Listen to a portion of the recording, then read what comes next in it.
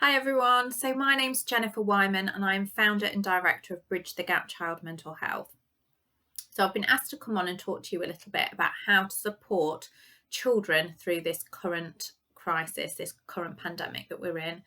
And there is no quick answer to this, but I just want to talk a little bit about my current experiences. So I am now working from home. I can't go into the office. I do not know the future of my organisation. I really don't know if it can survive what we're currently economically experiencing as a result of the pandemic. What I do know is I'm experiencing feelings of overwhelm and stress and worry and frustration, and sometimes I'm not responding to those quickly, and that can lead to feelings of anger and anxiety. I might flip my lid or I might implode completely. That's normal. We have had our whole world taken from under our feet, and we, even as adults, find that incredibly difficult. We have this fully mature brain, and this fully mature brain, this fully mature frontal cortex tells us that we are, really good at impulse control, judgment, reasoning, managing our emotions. Yeah, I don't believe that's the case for most of us right now. And actually, in a lot of scenarios in our everyday lives anyway. Now just think about that for a moment and then think about your children, because they haven't got a fully mature brain. Their frontal cortex doesn't mature until around the age of 25 years. And yet we're expecting sometimes of them a lot. We're expecting them to be able to behave, to be able to regulate their emotions. And we are seeing a huge increase in our inbox messages and emails of parents asking for help. And this is the thing, we can't fix this. Can't fix this for our children, and we can't take it away. And you need to take that expectation and that burden off your shoulders. It's all going to come down to this, and it's going to come down to being there for your children. And that's not easy, especially when we're working from home. Children are struggling with the fact, my children are struggling with the fact that I'm home, but I'm working. So I'm not emotionally available for them all the time, but I'm here and I'm present. And that's very unnerving for children, alongside their whole routines having been thrown up and out of whack. And that's just huge.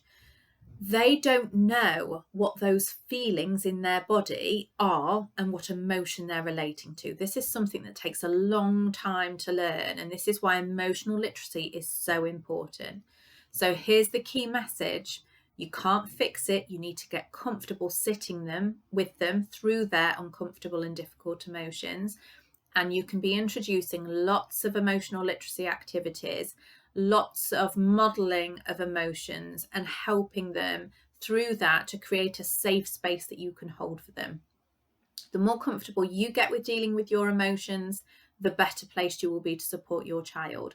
What we're looking for is an understanding of those physiological signs of the emotion, the primary emotion. So anger and sadness are secondary emotions. So what you're looking for is physiological signs of those primary. So for me, it would be when I'm typing away at work that all of a sudden, my first thing that I tend to notice is I'm not breathing as I normally would. So it might be that I'm working and all of a sudden I notice I'm taking quite gaspy breaths. So I'm working away and all of a sudden every now and then I have to stop and go, okay. And as adults, I think we push that to one side, don't we? And we just carry on. We don't stop to acknowledge that. But actually, we need to acknowledge that. And that's a sign to say, right, okay, stop and just step away for a moment, have a cup of tea, step outside into the garden, whatever it is. Children aren't very good at recognizing that either. And for both of us, if we don't acknowledge how we feel, it escalates and it can tip over into anger, sadness, anxiety. So the more we can create opportunity for children to explore what emotions are, how they feel, the better place they are to deal with that. And it helps wire those neural pathways in that frontal cortex. There's no quick fix because there isn't a fix it. This is an opportunity to really embed emotional literacy into your home to help support your children long term for their long term outcomes, for their ability to support their mental health long term, to build their emotional resilience long term. But anything long term doesn't come with a quick fix. It takes patience and repetition, which is hard right now. But you know, we have to invest in it. We have to invest in it for ourselves, and we have to invest in that time for our children. So on our website, there's lots of things that can help you. We've got free resources. We've got 3 free Facebook groups. So head on over to those. You know, we're uploading daily videos, talking through activities, emotional literacy, 3 different age groups, 4 to 7, 7 to 11, and 12 to 16.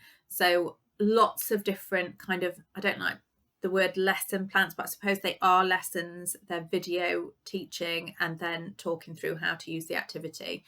So they're designed for your child, but for you to access them as their parent, watching together. That's bonding. This is what's going to see us through. Okay, it's going to be connection. It's going to be our relationships, not fixing it, but holding the space. And just being really, really kind to ourselves and each other, having different expectations in the circumstances. We're all going to just lose it a little bit along this journey, and that's okay. That's okay. We can support each other through it, and the other side of this could be an opportunity not to be missed. So please stay home, stay safe, and if you need anything, you can always contact us through our website, which is www.jwbridgethegap.com. Be kind to yourself, guys. Take care, and I'll see you soon.